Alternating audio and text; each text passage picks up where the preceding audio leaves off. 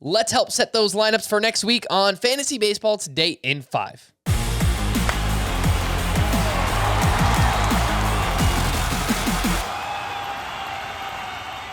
Welcome into FBT in 5. As always, make sure to follow and stream us on Spotify. Today is Friday, April 29th. I am Frank Stanfield, joined by Scott White.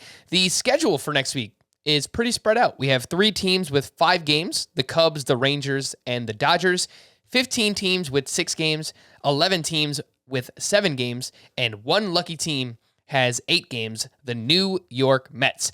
Before we get into 2-start pitchers to add and stream, Scott, who are some that are on the fringe for next week? Okay, so I would say Mackenzie Gore is a must at Cleveland versus Miami. Seems like he's sticking around. He just looks better with every start. So let's call him a must-start 2-start pitcher.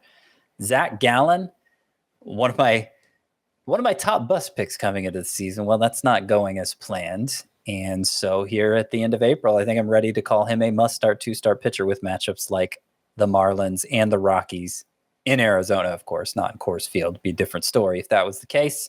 Carlos Carrasco is coming off a rough outing, but he had gotten off to a good start. The matchups, the Braves and Phillies, they could be better. But I still think with 2 starts there, you go ahead and roll with them. Ranger Suarez is coming off a 6-inning outing. He's still having some trouble with walks, but he seems to be trending the right direction after missing most of spring training. His matchups are the Rangers and the Mets.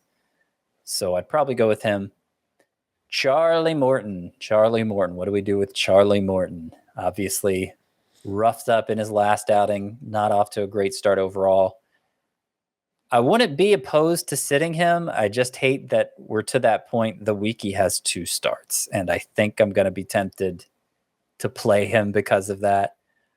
Velocity's fine. He's still throwing that curveball at 3,000 RPM. I think he comes around sooner than later. Hopefully it's in this week with 2 matchups against the Mets and the Brewers.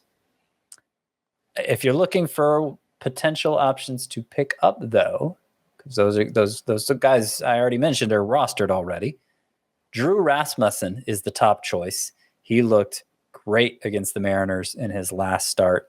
His cutter and his slider, they were breaking all over the place. Got a bunch of swinging strikes, 9 strikeouts. He gets the Athletics and the Mariners again this week. He's 55% rostered. That's Drew Rasmussen. Jordan Montgomery, not as available, but he may be available in your league. He gets the Blue Jays and the Rangers. Matchups on opposite end of the spectrum, but he's generally pretty reliable. I think when he's making 2 starts, you usually want to use him. Dakota Hudson has allowed a total of 3 hits in his last 2 starts. Not a big bat misser, but a great ground ball pitcher, and is generally done well keeping runs off the board. Royals and the Giants are his 2 matchups this week. If you want to go really deep, Jake Junis of the Giants. I don't know that either of these are going to be starts. He may follow an opener and be the bulk guy out of the bullpen, but he's looked great so far since being called up by the Giants. They haven't thrown his slider a lot, which has always been a good swing and miss pitch for him. Matchups aren't great, Dodgers and Cardinals, but he's only 4% rostered is Junis. So that's your really deep option to look into if all those other ones I mentioned are already gone. All right, let's move over to the hitter side of things. The best hitter matchups for next week: the Twins, the Astros, the Orioles, the Angels, and the Rockies. The worst hitter matchups: the Cubs, the Rangers, the Guardians, the Dodgers, and the Padres. With that being said, Scott, who are some sleeper hitters for week 5? Well, you mentioned the Angels were among those teams with the top matchups. I think even if they weren't, Taylor Ward would probably be at the top of my sleeper hitter list for this upcoming week. He's been good all year, but especially since moving to the top of the lineup, batting ahead of Ohtani and Trout. Had a 2-homer game already. Came within a single of the cycle in another game. And still available in about a third of CBS Sports Leagues. So that's the top guy. Andrew Vaughn, playing time concerns are gone now. That Eloy Jimenez is hurt. He's playing every day, and he's producing. Looks like he may be having a breakout season. I feel like Randall Grichik is on this list every week for the Rockies. Half of his week is going to be at Coors Field again. Anthony Santander is already more than halfway to his career high in walks. Appears to be seeing the ball unlike he ever has before. And he's always shown power potential, high fly ball rate, good contact skills. I like the Orioles matchups this week. His teammate, Austin Hayes, we can also consider a sleeper for this week.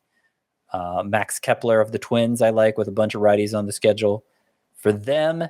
And Brandon Marsh, 6 of the 7 pitchers on tap for the Angels, also throw right-handed, so you don't have to worry about Joe Adell interfering with Marsh's playing time. Marsh is hitting the ball hard. He's striking out a lot less than last year. He has speed. I think he's a good play this week. All right, Santander, you mentioned he has these rec specs that he's wearing now. He's kind of got this wild thing going on, and it's working. So, hey, pick him up. Let's see what happens. For more extensive fantasy baseball coverage, listen to the Fantasy Baseball Today podcast on Spotify, Apple Podcasts, Stitcher, your smart speakers, or anywhere else podcasts are found. And thanks for listening to Fantasy Baseball Today in 5. We'll be back again tomorrow morning. Bye-bye.